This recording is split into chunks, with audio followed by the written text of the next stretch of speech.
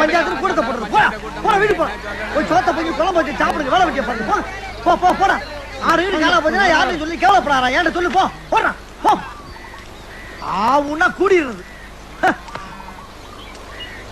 யோ உனக்கு மட்டும் தனியா சொல்லுமா? போயா.